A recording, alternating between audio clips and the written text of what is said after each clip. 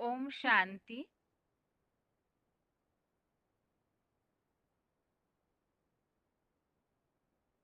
भगवत गीता श्लोक क्लास में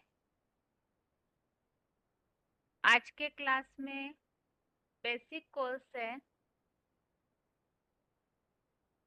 basic course में टॉपिक चल रहा था शिव शंकर का, जिसमें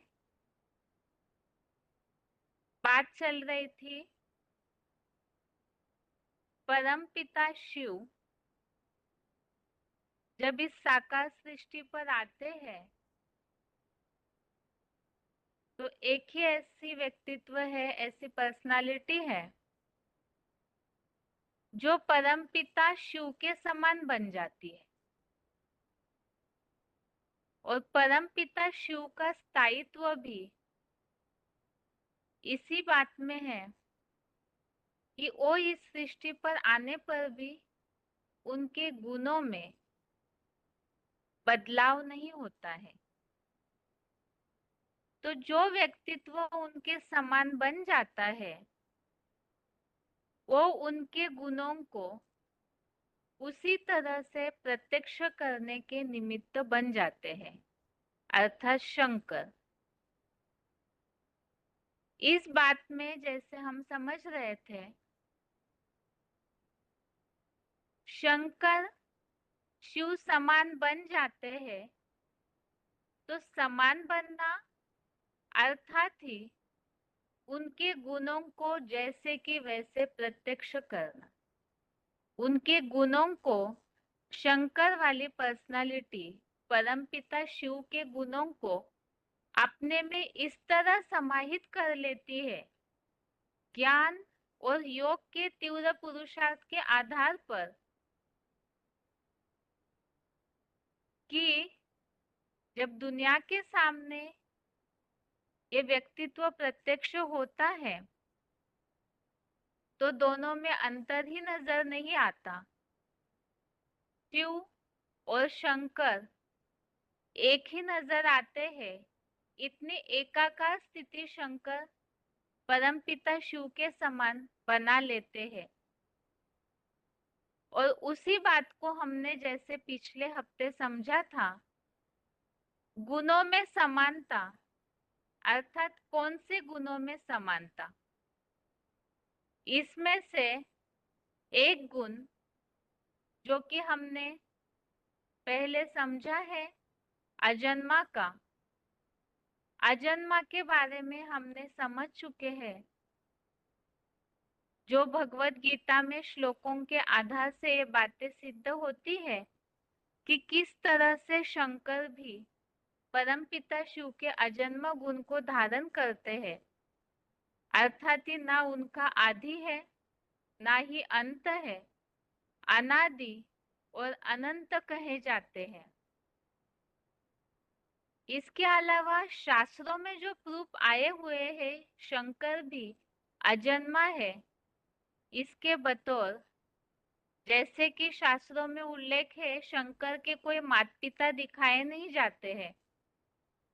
दूसरी बात, जितने भी देवी देवताएं हैं उन सब की तुलना में एक शंकर ही ऐसा व्यक्तित्व है शास्त्रों में जिन्हें अमरनाथ के रूप में गाया जाता है, माना जाता है।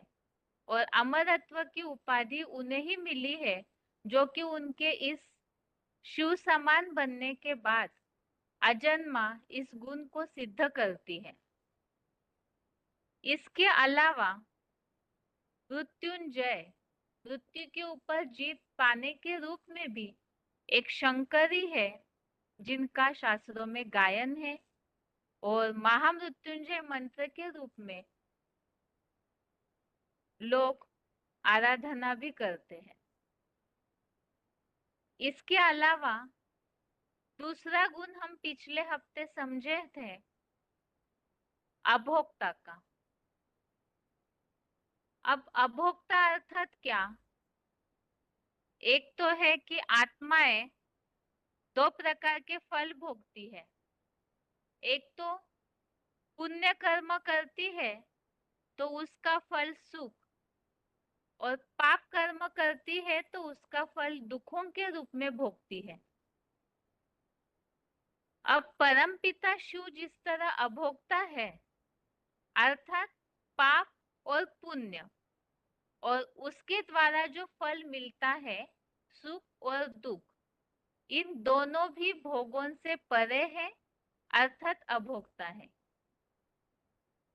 परम पिता शिव का ये गुण, और जिस साकार शरीर के द्वारा कार्य करते हैं उनके द्वारा भी वे अभोक्ता ही कहलाएंगे।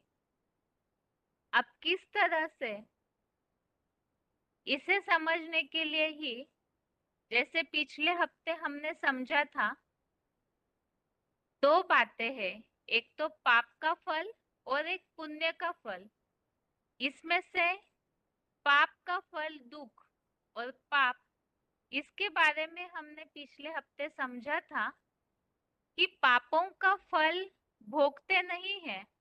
तो इसे समझने के लिए पहले पाप की शुरुआत कहाँ से होती है उसे देखना होगा। पाप की शुरुआत के लिए जैसे गीता में कई सारे उल्लेख है, उसमें से कुछ एक श्लोक हमने देखे। एक तो जो तीसरे अध्याय का 37वें श्लोक में उल्लेख है, काम क्रोध रजोगुण से उत्पन्न हुए हैं। तो इसमें काम महाशत्रु है, ये तो गीता का खास उद्देश्य है। गीता में खास यही बात बार बार बताई है कि काम महाशत्रु है, जो कि पापों का मूल है। अब इसे रोकना ही जो भी साधारण जन्म मरण के चक्र में आने वाली मनुष्य आत्माएं हैं उनके लिए बहुत ही कठिन है। जो कि बोला हुआ है दुरासदम, अर्थात ये बहुत ही कठिन है। तो इस काम विकार को नाश करने के बारे में ही अव्वल नंबर में गायन, जो कामदेव को भस्म किया, ऐसा गायन जितने भी देवी देवताएं हैं उनकी तुलना में एक ही है जिनका गायन है कि उन्होंने कामदेव को भस्म किया, और वो शंकर। तो काम को जीत लिया, अर्थात ही जो पाप की शुरुआत होती है उसे ही जीत लिया। तो ये अभोक्ता का गुण, जब पाप को जीत लिया तो उससे जो फल निकलता है दुख, उसके ऊपर भी जीत प्राप्त कर ली। अभी तक यहाँ तक हम समझ चुके थे। अब आज के क्लास में देखते हैं, जैसे पाप को जीत लिया तो उसका फल दुख, उससे अपने आप ही जीत पा लेते हैं। ऐसे ही आज के क्लास में हम देखते हैं पुण्य का फल सुख। तो शंकर जो शिव समान बनते हैं, उनके अभोक्ता गुण को धारण करते हैं, किस तरह से उन्होंने पुण्य से परे, अर्थात सुख का जो भोग है उससे भी परे है, उससे आज के क्लास में समझते हैं।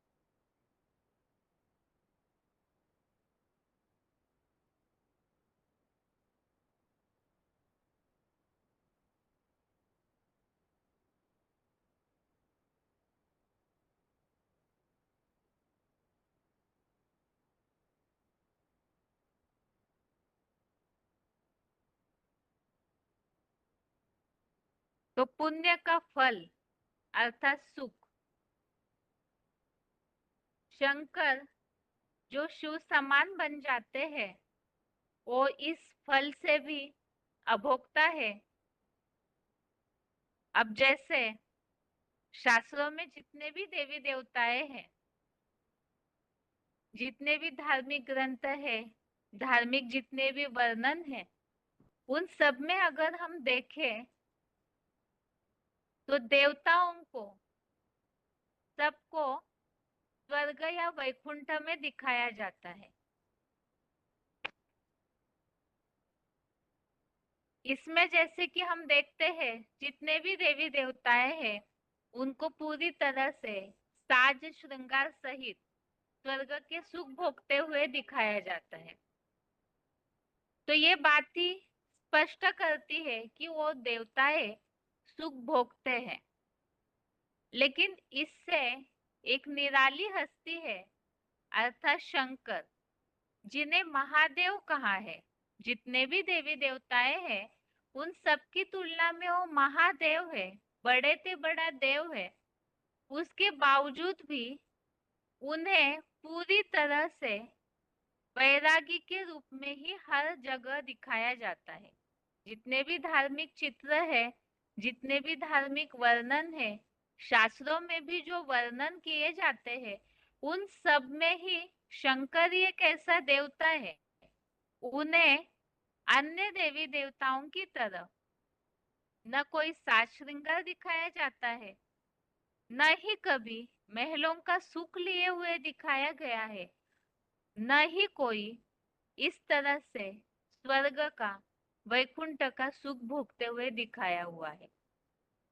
तो ये बात ही स्पष्ट करती है, जो शंकर के जितने भी चित्र है पहाड़ों पर दिखाए जाते हैं, शमशान घाट वासी, शमशान अर्थात ही जहाँ दुखों का अंबार होता है, वह वैराग्य की प्रतीक कहा जाता है शमशान घाट को।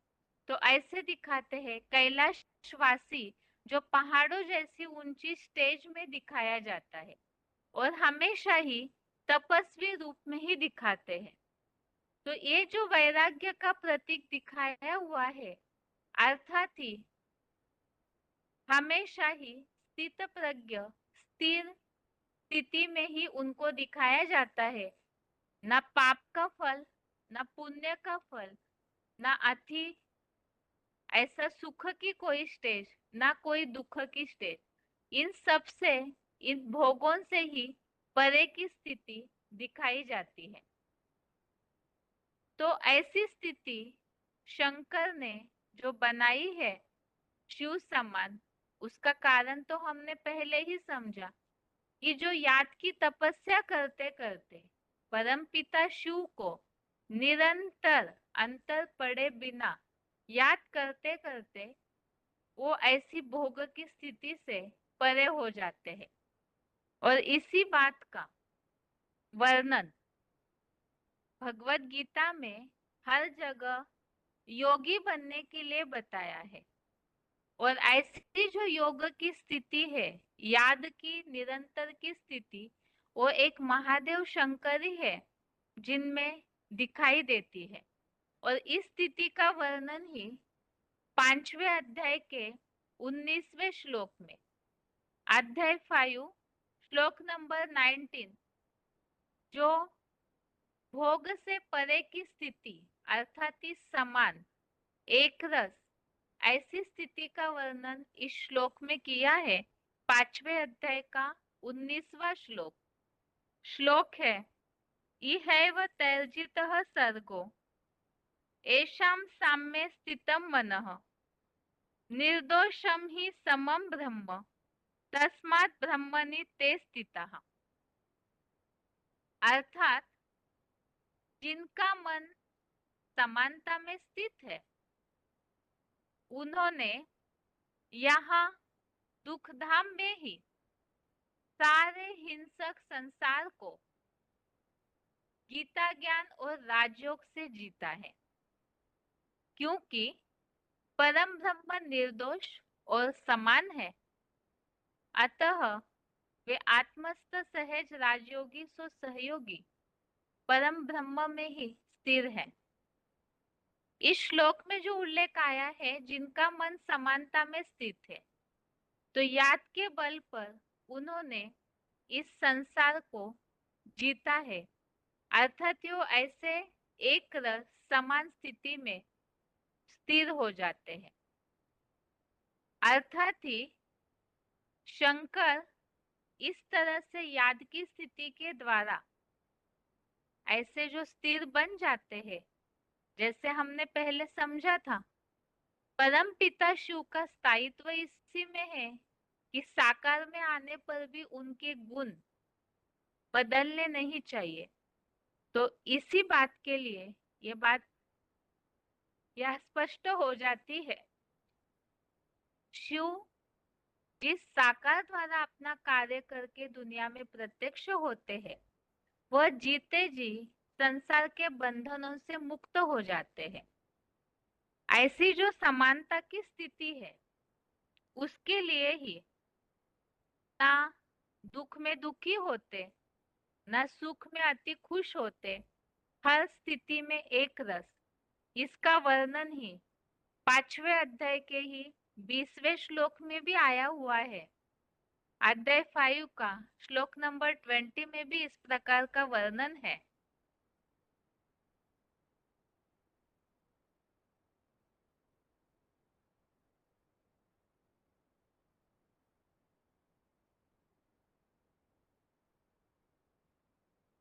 जो ये श्लोक है, न प्रहुष्येत प्रियम प्राप्य नोद्विजेत प्राप्य चा प्रियम स्थिर बुद्धिर सम्मूढ़ो ब्रह्मविद ब्रह्मनि स्थितः।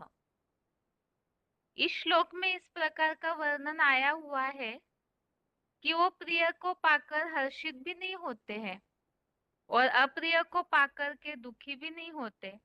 ऐसे जो स्थिर बुद्धि वाले हैं, वो इस तरह से बिल्कुल परम ब्रह्म में ही स्थिर है। तो ऐसी स्थिति ही शंकर जो शिव समान बनते हैं, उनकी दिखती है। अर्थात ही न वो पाप को भोगते हैं, न ही पुण्य को, और इसीलिए ही शिव शंकर अभोक्ता कहलाते हैं। ये तो भगवत गीता में जो उनकी समानता का वर्णन आया हुआ है, वो हमने देखा। इसी तरह का वर्णन वो पाप पुण्य से परे है, ऐसा भोगते ही नहीं है, ऐसा वर्णन रामचरितमानस में भी आया हुआ है। उसे भी देखते हैं।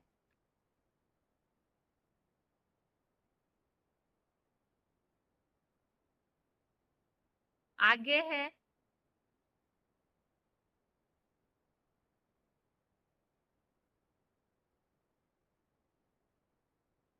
ये जो अभोक्ता का गुण है, अर्थात ही पाप का फल दुख, पुण्य का फल सुख। तो न वो सुख भोगता है, न वो दुख भोगता है। याद के आधार से अपने कर्मेंद्रियों को इस तरह से वश में करके सदैव ही वैराग्य की अवस्था में स्थित रहते हैं।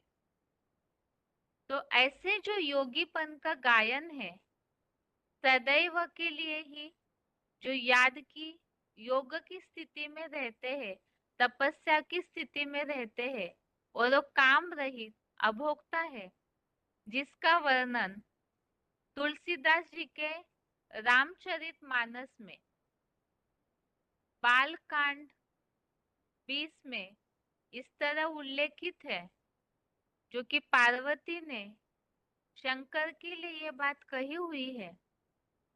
हमरे जान सदाशिव जोगी अज अनवद्य अकाम अभोगी जो मैं शिव से अस जानी प्रीति समेत कर्म मन बानी। अर्थात हमारी समझ से तो शिवजी सदा ही योगी, अजन्मे, अनिंद्य, काम रहित और भोगहीन है। यदि मैंने शिवजी को ऐसा समझकर ही मन वचन और कर्म से प्रेम सहित उनकी सेवा की है, तो सदैव के लिए योगी है। और जो परमपिता शिव का गुण उन्होंने धारण किया है, अजन्मा का, अजह, और अकाम अर्थात काम रहित, भोगहीन अर्थात अभोक्ता है। तो ऐसी स्थिति का वर्णन, जैसे भगवत गीता में भी उनकी समानता का वर्णन, जो पाप से रहित है, काम विकार को, कामनाओं को जीत लिया है पूरी तरह, निर्मोही, इच्छा मात्रम अविद्या की स्थिति में स्थिर है और वही अभोक्ता की स्थिति भी यह रामचरितमानस में भी उल्लेखित है। आगे है, इसी तरह से गीता में और भी ऐसे श्लोकों में उल्लेख है। वो अभोक्ता है, अर्थात न सुख न दुख न पाप न पुण्य भोगते हैं, तो अभोक्ता के कारण ही उनका और एक गुण जो बिल्कुल स्पष्ट है कि वे अक्षर भी है। अक्षर अर्थात क्षरित नहीं होते हैं। तो शिव समान बने शंकर का ये अभोक्ता गुण जो इस तरह गीता में उल्लेखित है, जो कि 15वें अध्याय का अध्याय 15 के 3 श्लोकों में, ऐसे तो और भी श्लोक है, लेकिन यहाँ हमने जो खास श्लोक लिए हैं जिसमें इस बात की स्पष्टता है कि किस तरह से अभोक्ता गुण के उनका ये गुण और अक्षर ये गुण उनका किस तरह से गीता में स्पष्ट किया हुआ है। 15वें अध्याय का 16वां श्लोक, अध्याय 15 का श्लोक नंबर 16 है, द्वाविमो पुरुषो लोके क्षरश्चाक्षर एव च क्षरः सर्वाणि भूतानि कूटस्थो अक्षर उच्यते। तो इस श्लोक में इस तरह से उल्लेख आया हुआ है,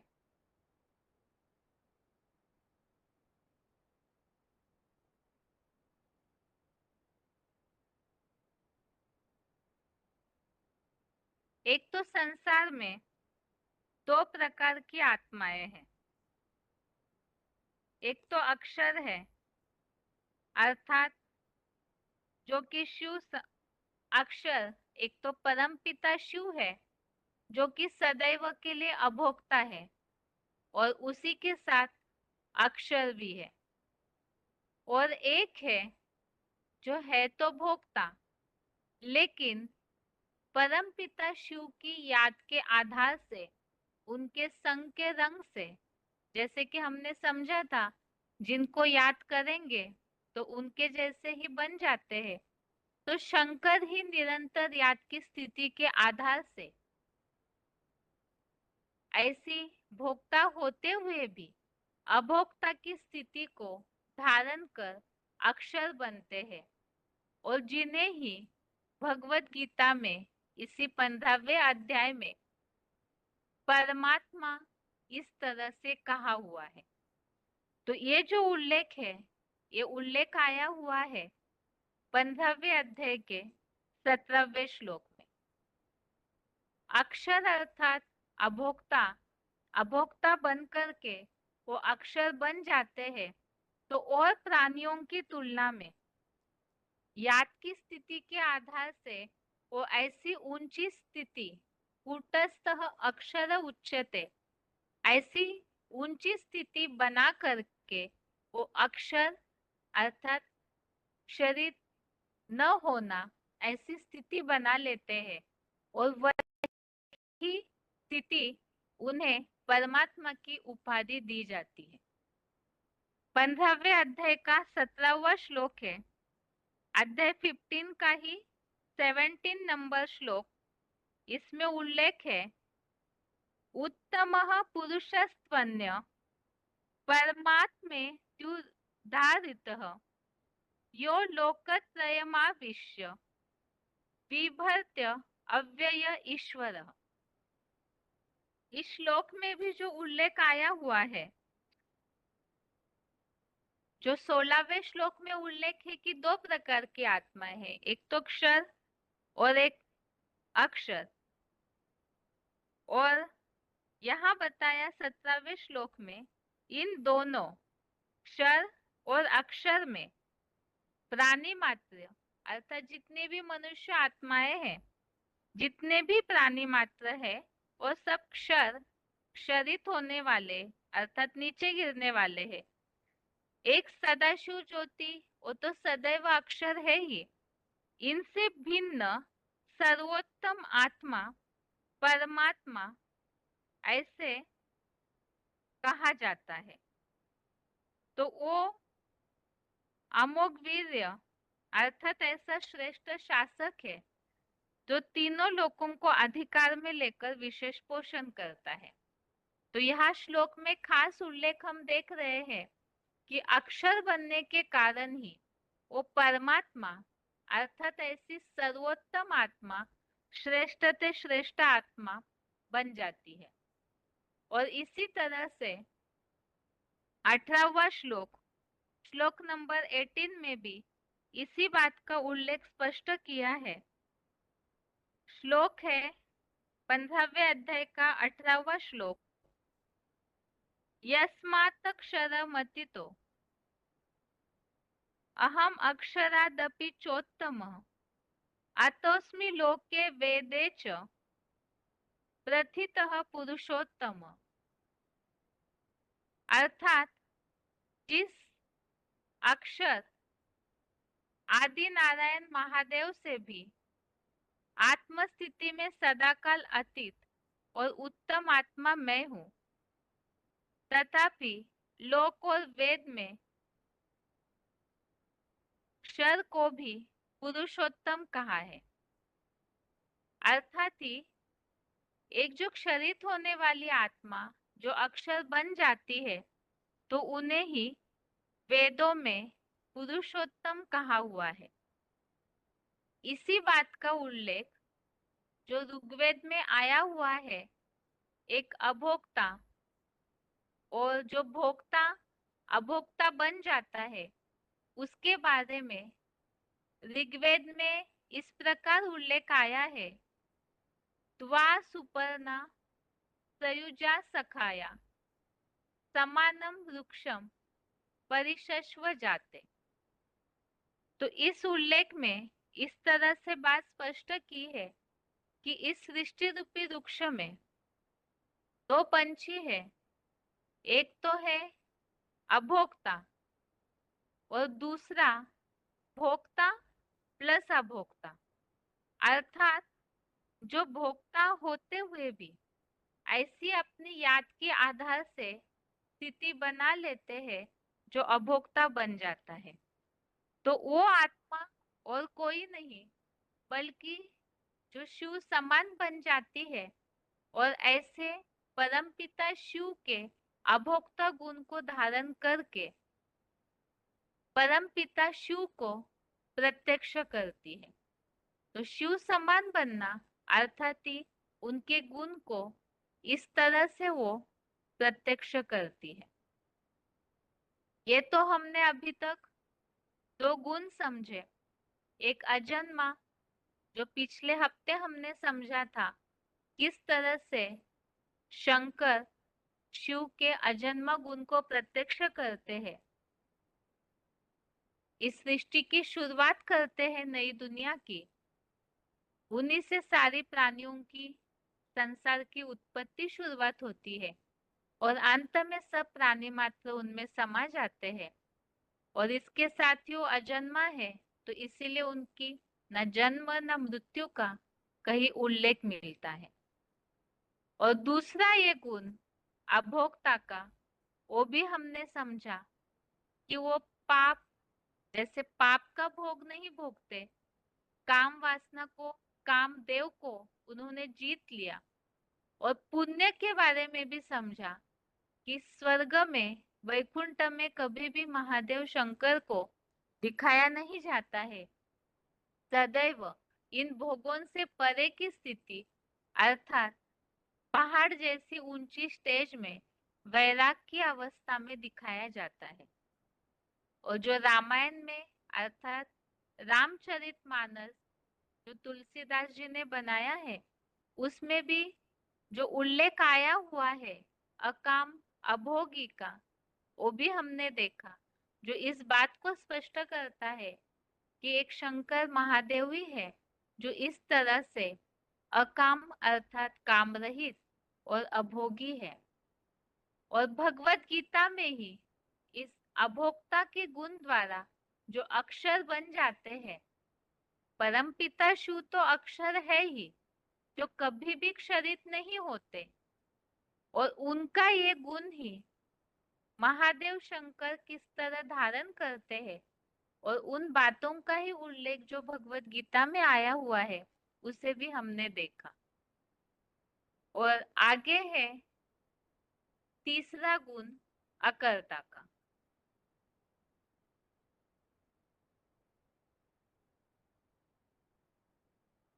ये जो तीसरा गुण है अकर्ता, अभोक्तापन का गुण ही परमपिता परमात्मा के एक और गुण को सिद्ध करता है, वो है अकर्ता। जब पाप और पुण्य से परे है, अर्थात कोई भी प्रकार का भोग भोगते नहीं, तो वो जो भी कार्य करते हैं, तो वो भी अकर्तापन उनका किस तरह सिद्ध करता है। अब जैसे कि कोई भी प्रकार का भोग न भोगने के कारण परमपिता परमात्मा शिव द्वारा किए हुए कर्म का कोई भी प्रमाण प्राप्त नहीं होता। इसी को ही कर्म करते हुए भी न करने वाला अर्थात अकर्ता कहा जाता है। जो भी कर्म किया उसका कोई रिजल्ट अर्थात ही कोई प्रमाण नहीं दिखता है, तो वही अकर्ता है। तो परमपिता शिव अकर्ता बनते कैसे हैं? इसलिए क्योंकि वो त्रिकालदर्शी है, तो इसी कारण कर्मों की गुह्य गति को जानने वाले हैं, और कर्मों की गुह्य गति को जानते हैं, इसीलिए ही वो सदैव ही अकर्ता है। इसी तरह से बात यहाँ चल रही है, शिव समान बने शंकर महादेव, वो किस तरह से उनके इस गुण को भी धारण करते हैं। तो शिव समान बने वो साकार स्वरूप शंकर भी हर कर्म को निष्काम रूप से करता है। निष्काम अर्थात ही, निष्काम का अर्थ ही है कोई भी प्रकार के किसी भी कर्म के फल की इच्छा न करना। और इसी के लिए ही चौथे अध्याय का 20वां श्लोक, अध्याय 4 श्लोक नंबर 20, इसमें इस बात का उल्लेख आया है। श्लोक है,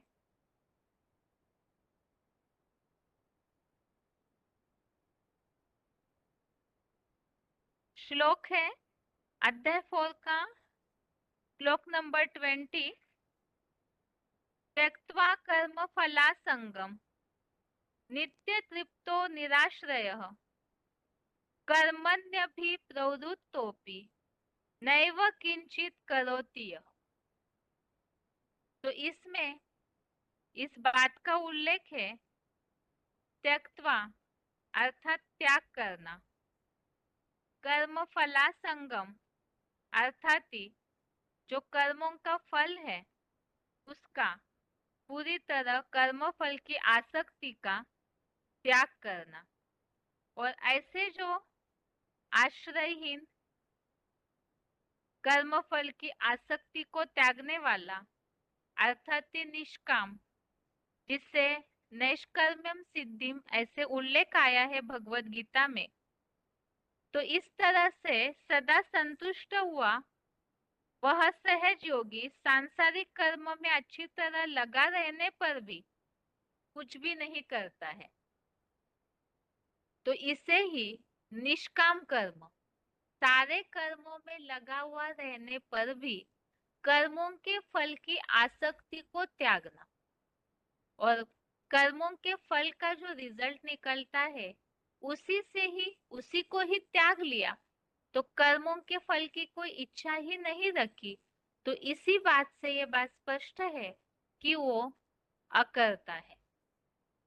और इस अकर्ता के गुण को और स्पष्ट समझेंगे अगले हफ्ते के क्लास में।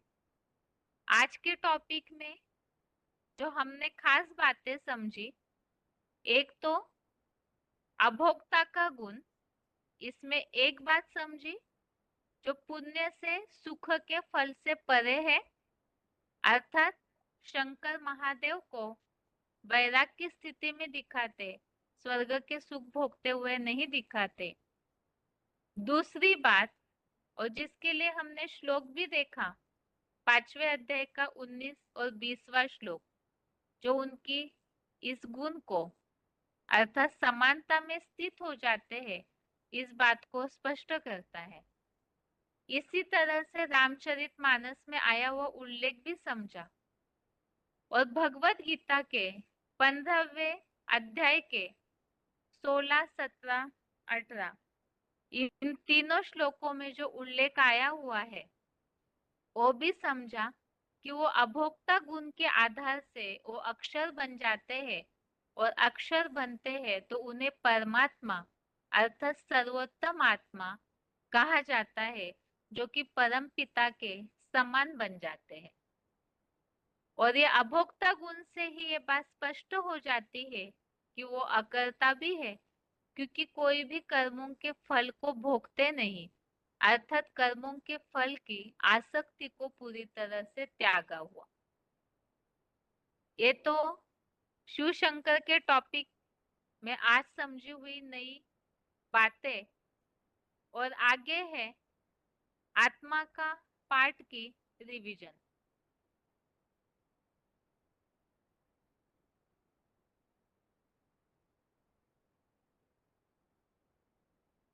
आत्मा के टॉपिक में बात चल रही थी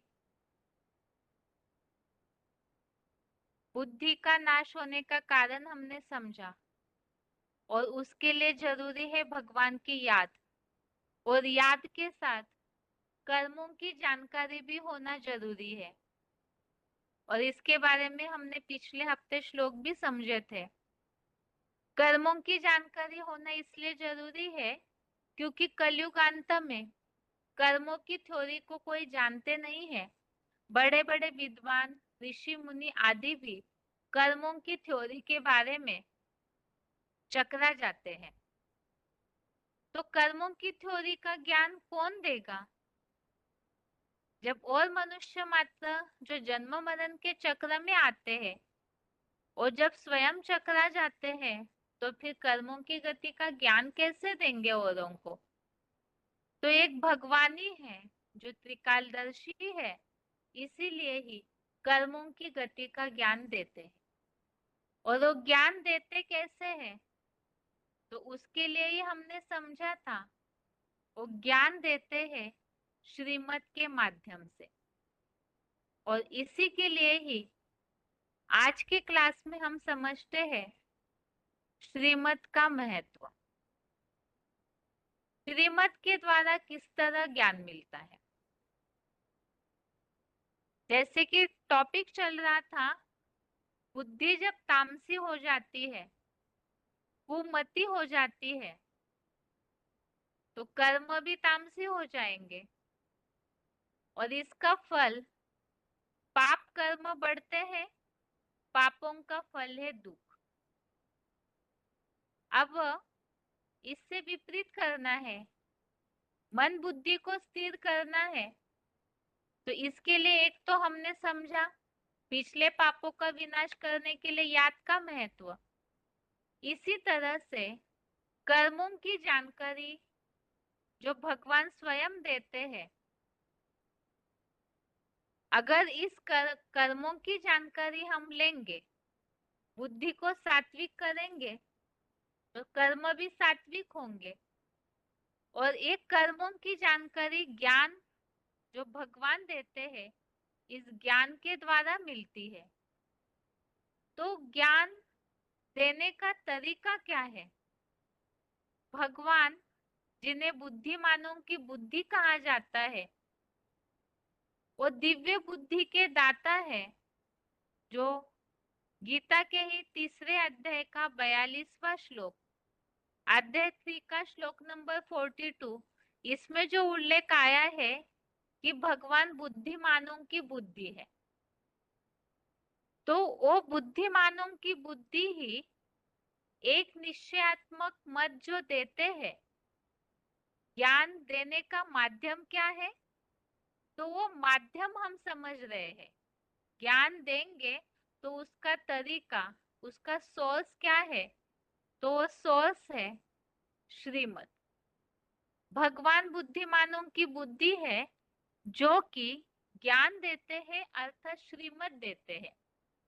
श्रीमत के द्वारा ही जो तरीका बताया जाता है, श्रीमत अर्थात ही श्रेष्ठ ते श्रेष्ठ मत, जिसके लिए ही कहा गया है श्रीमद् भगवत गीता। भगवत गीता में जितने भी श्लोक है और मनुष्य जीवन के परिवर्तन के लिए है, और वही वास्तव में श्रीमत है। भगवान के द्वारा ओरली डायरेक्ट दिया हुआ मत, और वो भी श्रेष्ठ मत, क्योंकि बुद्धिमानों की बुद्धि है, त्रिकालदर्शी है, जन्म मरण से न्यारे है, तो इसीलिए वो एक भगवानी है जो ऐसी श्रेष्ठ मत दे सकते हैं। अब कर्मों की जानकारी मिलना अर्थात जब समझ शक्ति मिल जाती है मनुष्यों को, तो करना क्या है, कर्मों में सुधार लाना। तो वो कैसे लाएंगे, ज्ञान तो मिल गया, श्रीमत हमें मिली, लेकिन इससे कर्मों में कैसे सुधार लाएंगे, तो उसके लिए ही बताया कि जब हमें भगवान की श्रीमत मिलती है अर्थात ज्ञान मिलता है, तो उस ज्ञान पर, ज्ञान के रास्ते पर चलना अर्थात श्रीमत पर चलना, अर्थात ही भगवान जो ज्ञान देते हैं उसे सुनना, सुन करके समझना, और समझ करके जीवन में हर कदम पर उसी श्रीमत अनुसार अपना हर बुद्धि रूपी कदम उठाना। बुद्धि से कर्म करने के लिए जो भी निर्णय लेते हैं वो श्रीमत युक्त अर्थात भगवान ने जो ज्ञान दिया है उसी अनुसार अपने कर्मों को टटोल करके हर कर्म करना। ऐसे करने से ही श्रीमत अनुसार जब चलते हैं, जैसे जीवन में यदि सही राह पर मनुष्य चला तो अपने लक्ष्य तक पहुंचता है, और यदि नहीं चले, राह भटकते रहे, तो उससे कहीं ना कहीं ठोकरें खाते रहेंगे, असफलता और दुख होता रहेगा। इसी तरह से एक ज्ञान के रास्ते पर चलना अर्थात श्रीमत पर चलना, और श्रीमत पर चलने से तभी चल पाएंगे जब उसका महत्व बुद्धि में होगा। कोई भी मनुष्य एक बुद्धिशील बुद्धिजीवी प्राणी है, तो इसमें मनुष्य जरूर बुद्धि चलाते हैं। तो ये बात जानना जरूरी है कि श्रीमत पर चलने से क्या फायदा है, और न चलने से कितना बड़े से बड़ा नुकसान भी होता है। जैसे हम बात समझ रहे थे, याद के साथ साथ कर्मों का भी महत्व है। तो कर्मों में, कर्मों की गति बहुत गहन है, गहना कर्मणो गति, ऐसे जो भगवत गीता में उल्लेख आया है। तो उस कर्म की थ्योरी में श्रीमत का बहुत महत्व है। तो उसके लाभ क्या है, फायदे क्या है श्रीमत पर चलने के, उसके बारे में भी भगवत गीता में कुछ श्लोक आए हुए हैं। तो उन फायदों को अर्थात श्रीमत पर चलने वाले जो लाभ है उन्हें हम समझते हैं, क्योंकि जब फायदा और नुकसान दोनों बातें पता हो तो ही मनुष्य उसी अनुसार अपने जीवन के हर निर्णय को कर्म करते समय ले सकते हैं। तो पहले है श्रीमत पर चलने के फायदे।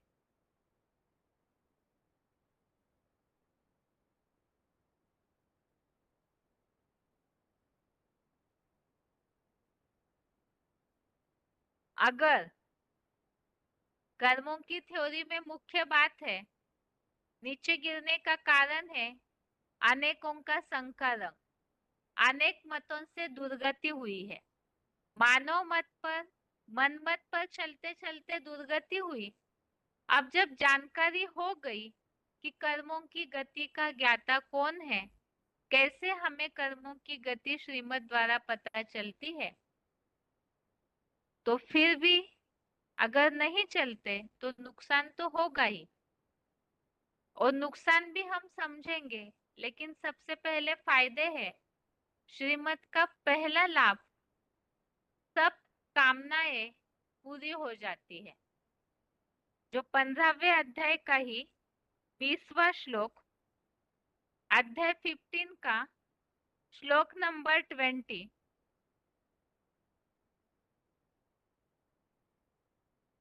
श्लोक है इति गुह्यतमं शास्त्रम इदम उक्तम मया नघः एतत् बुद्ध्वा बुद्धिमान् स्यात् कृतकृत्यश्च भारत।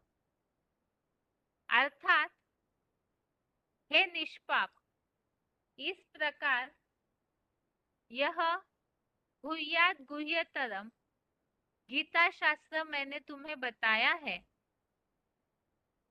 इसे जानकर समझदार या बुद्धिमान और सफल मनोरथ बन जाता है। यहाँ केवल श्लोक का सिंपल अर्थ पढ़ा है। तो इस श्लोक में जो बात उल्लेख की हुई है, गीता शास्त्र मैंने तुम्हें बताया है। श्रीमद् भगवत गीता अर्थात श्रीमद्, श्रीमद् का ही शास्त्र है वो। और इसे समझने के बाद, इसे जानने के बाद समझदार और बुद्धिमान और सफल मनोरथ बन जाता है, अर्थात सब मनोकामनाएं पूरी हो जाती है। मनुष्यों को तो चाहिए कि अपनी हर इच्छाएं पूरी हो, और मनमत पर चलने से पूरी नहीं होगी।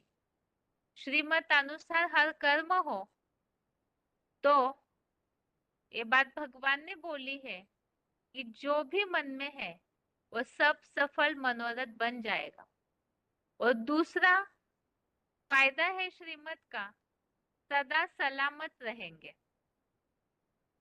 अर्थात ही कोई भी जब भगवान का बन जाते हैं तो कोई भी विकरालते विकराल स्थिति में भी कोई आंच नहीं आ सकती है दुखों की। इसके लिए ही 14वें अध्याय का दूसरा श्लोक, अध्याय 14 का श्लोक नंबर 2, श्लोक है इदम ज्ञानमुपाश्रित्य मम सार्धम्यमागताः सर्गेऽपि नोपजायन्ते प्रलयेन व्यथन्ति च।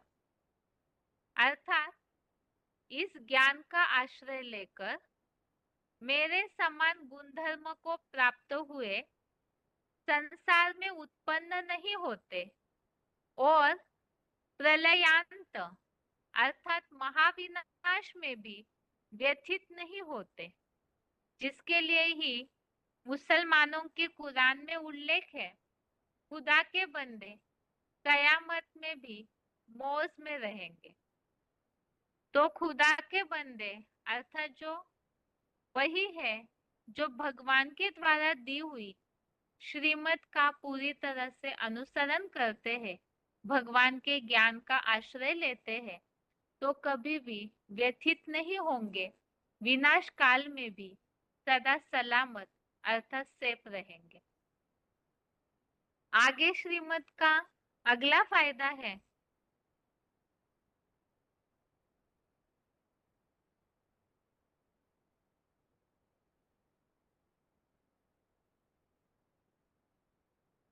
तीसरा है दुखों से मुक्त होंगे।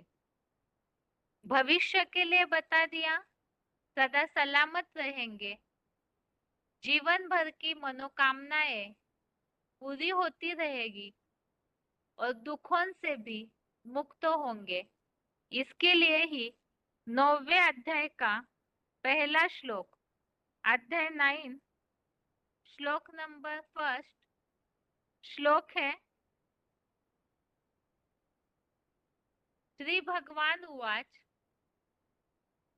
इदं तु ते गुह्यतमं प्रवक्ष्याम्य अनसूयवे ज्ञानं विज्ञान सहितं यद ज्ञात्वा मोक्षसे शुभात्। अर्थ है दोष को दोष न देखने वाले, दैवी गुणों में दोष न देखने वाले तुझको योग रूपी विशेष ज्ञान और विज्ञान सहित अत्यंत गुप्त इस ज्ञान को बताऊंगा, जिसे जानकर पाप या दुख से 2500 वर्ष के स्वर्ग में मुक्त हो जाएगा। तो यहाँ पर दुखों से मुक्ति के लिए बताया कि ज्ञान के आधार से, जैसे कि कहा जाता है ज्ञान एक ऐसी तलवार है जो सारे दुखों को, सारे विघ्नों को काटती है। तो यही श्रीमद् भगवत गीता का ज्ञान, भगवान जो ओरली ऐसा श्रीमद् देते हैं, ज्ञान समझाते हैं, उस एडवांस गीता ज्ञान द्वारा ही 2500 वर्ष के लिए पापों से या दुख से मुक्त हो जाएगा। और चौथा लाभ बताया परम पद या देवता पद पाएंगे। तो इसके लिए भी 14वें अध्याय का पहला श्लोक, अध्याय 14 का फर्स्ट श्लोक, श्लोक है श्री भगवान उवाच परम भूयः प्रवक्ष्यामि ज्ञानानां ज्ञानमुत्तमं यद् ज्ञात्वा मुनयः सर्वे पराम सिद्धिम इतो गतः। अर्थात पुनः सब ज्ञानों से परम श्रेष्ठ परम ब्रह्म का ज्ञान बताता हूँ, जिसे जानकर सब मुनिजन इस नरक से जीते जी परम सिद्धि रूप विष्णु लोकीय वैकुंठ धाम में गए थे। तो इस श्लोक में ये जो भावार्थ में बात बताई कि सारे ज्ञानों से भी, जितने भी अन्य अन्य मनुष्य गुरु ज्ञान देते हैं, उन सब से भी परम श्रेष्ठ ज्ञान ये श्रीमद् भगवत गीता का ज्ञान, जिसे जानकर जो भगवान अभी भगवत गीता का ही सन्मुख ओरली क्लैरिफिकेशन या स्पष्टीकरण समझा रहे हैं, उस बात को समझकर उस अनुसार जीवन में चल करके परम सिद्धि रूप इसी नरक की दुनिया में ही जीते जी परम सिद्धि रूप विष्णु लोकीय वैकुंठ धाम की प्राप्ति करते हैं। ऐसे तो हर फायदा ही फायदा है श्रीमत अनुसार चलने का। तो यहाँ कुछ एक ऐसे उदाहरण जो श्लोकों में आए हुए हैं वो बताए हैं। आगे है श्रीमत पर न चलने से नुकसान। श्रीमत पर न चलने से क्या हानि होगी, उसके लिए पहला नुकसान बताया, न सिद्धि न सुख न परम गति प्राप्त होगी। 16वें अध्याय का 23वां श्लोक, अध्याय 16 का श्लोक नंबर 23, श्लोक है यह शास्त्र विधि मुत्सृज्य वर्तते कामकारतः न स सिद्धिं वाप्नोति न सुखम न पराम गति। अर्थात जो गीता विधान को छोड़ मनमत या कोई भी मानव मत प्रमाण चलता है, वह न सिद्धि को, न सुख को, न कलातीत वैकुंठ की विष्णु लोकीय परम गति को पाता है। इसी तरह दूसरा नुकसान बताया 18वें अध्याय का 58वां श्लोक, अध्याय 18 श्लोक नंबर 58, श्लोक है मच्चित्तः सर्वदुर्गानि मत्प्रसादात् तरिष्यसि अथ चेत्त्वम् अहंकारात् न श्रोष्यसि विनश्यसि। अर्थात मेरी प्रसन्नता से तन मन धनादि के सब विघ्न रूप दुर्गों या रुकावटों को पार करेगा। ये तो श्रीमत का फायदा हुआ। और यदि मेरे में चित्तमग्न हुआ तू अहंकार के कारण मेरी श्रेष्ठ मत भरी बातें नहीं सुनेगा, तो तेरा यह ऊंचा पद, तेरा विश्वनाथ का ऊंचा पद सर्वथा नष्ट हो जाएगा। तो भगवत गीता में तो खास एक अर्जुन के लिए उपदेश किया है भगवान ने, और सब मनुष्य मात्र नंबरवार ज्ञान का अर्जन करने वाले अर्जुन है, तो उनके लिए ये बात चेतावनी के रूप में बताई कि यदि अहंकार के कारण भगवान की श्रेष्ठ मत को नहीं सुनेगा तो सर्वथा नष्ट हो जाएंगे। अर्थात जो पहले भी बात उल्लेखित है कि न सिद्धि, न सुख, न परम गति प्राप्त होगी। तो ये श्रीमत अनुसार चलने से फायदे और नुकसान हमने देखे। अब आगे समझते हैं कर्म और याद में किस तरह से बैलेंस होना चाहिए। अब जैसे कि भगवान तो इस सृष्टि पर आए हैं सब मनुष्यों का कल्याण करने, इसीलिए श्रीमत देते हैं। और जैसे हमने पहले भी समझा, याद भगवान को करना है पूर्व जन्मों के पापों का विनाश करने, और भविष्य में भी हमारी स्थिति ऊंची रहे इसीलिए।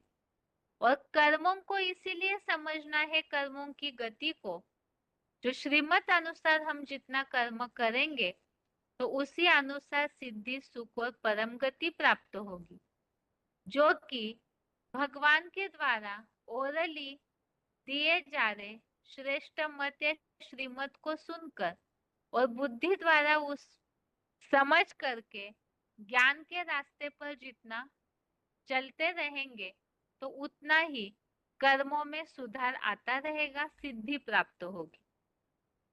अर्थात ही श्रेष्ठ संकल्प, श्रेष्ठ वाचा और श्रेष्ठ कर्मों का बीज बोना है। श्रीमत पर अगर हम चलते हैं तो हमारे द्वारा कोई भी पाप कर्म नहीं होंगे। लेकिन अगर जैसे कि आत्मा पर जन्म जन्मांतर के गलत संग और अज्ञानता के कारण पापों के संस्कारों का बोझा है, तो उसके कारण जब तक याद से आत्मा हल्की नहीं हुई है, पूरा भगवान का संग का रंग चढ़ा नहीं है, तो उसके कारण ही ऐसी परिपक्व अवस्था नहीं बनी है, तब तक कहीं ना कहीं अज्ञान रह जाता है। और वो अज्ञानता के कारण और पूर्व जन्मों के जो पापों के संस्कार है, वो संस्कार अर्थात ही वो आदतें पाप कर्म करने के लिए मजबूर कर देती है। अब हमसे दुखों से निकलना है तो पापों से निकलना है, पाप कर्मों से बचना है। तो पाप कर्मों से बचने के लिए क्या करना होगा?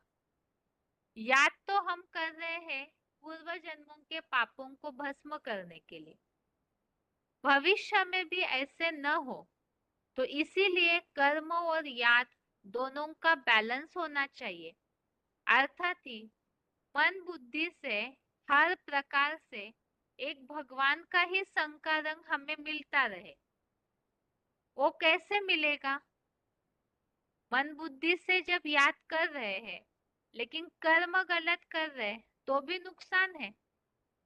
और ये तो अरस परस बातें हैं कि आप अगर भगवान को याद करते हैं तो कर्मों में गलती नहीं होगी।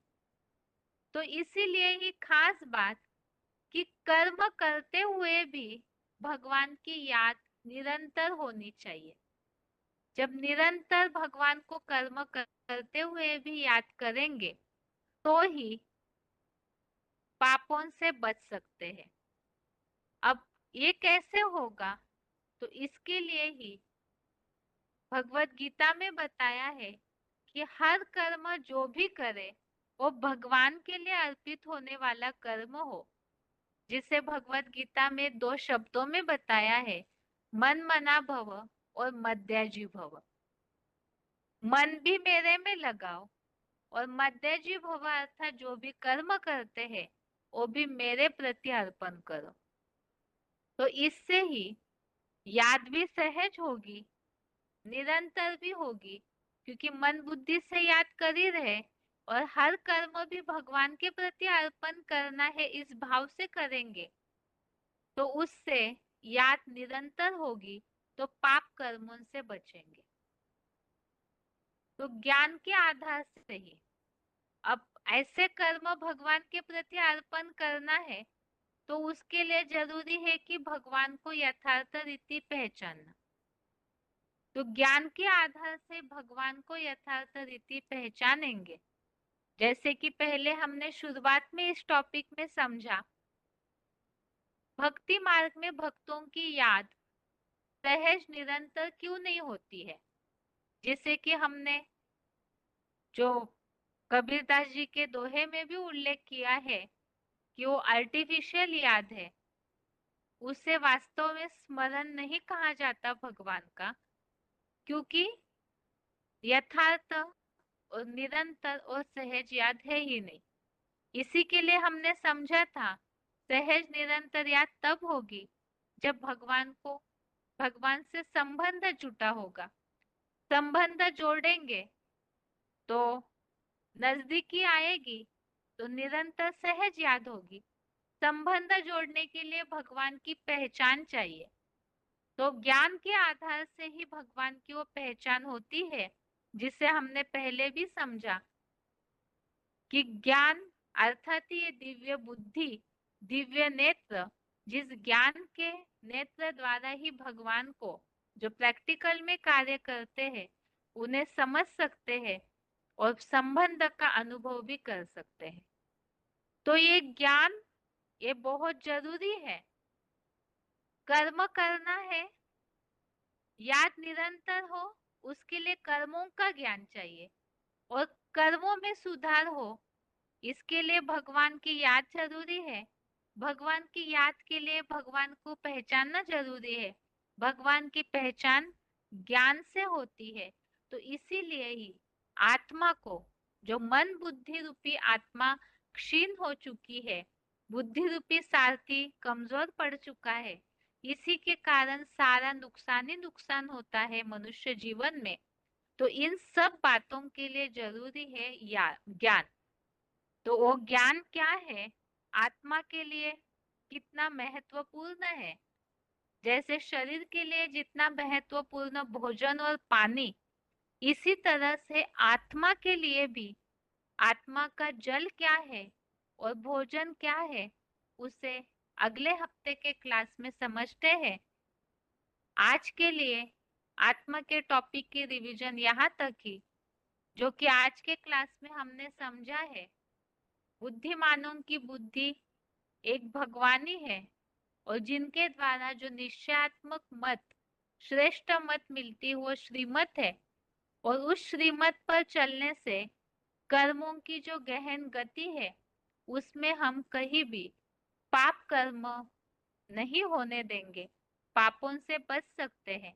और उसी के लिए ही भगवान श्रीमत देते हैं, और श्रीमत पर चलना अर्थात ही उस भगवान के ज्ञान के रास्ते पर चलना। उस श्रीमत के फायदे हमने गीता में उल्लेखित श्लोकों के आधार से देखे, और श्रीमत पर न चलने से क्या नुकसान होता है उसे भी हमने देखा। तो श्रीमत के साथ साथ ही कर्म श्रीमत अनुसार करना है और याद, इन दोनों का बैलेंस, इसी के लिए भगवत गीता में उल्लेख आया है, मन मना भव और मध्यजी भव। अब ऐसे ही मन मना भव मध्यजी भव, ये दोनों बातें जीवन में निरंतर धारण हो, तो उसके लिए जरूरी है ज्ञान को सही रीति समझना। तो आत्मा का भोजन और पानी क्या है, उसे हम अगले हफ्ते के क्लास में समझते हैं भगवत गीता के कल के बेसिक कोर्स के टेस्ट के लिए ये टॉपिक होंगे।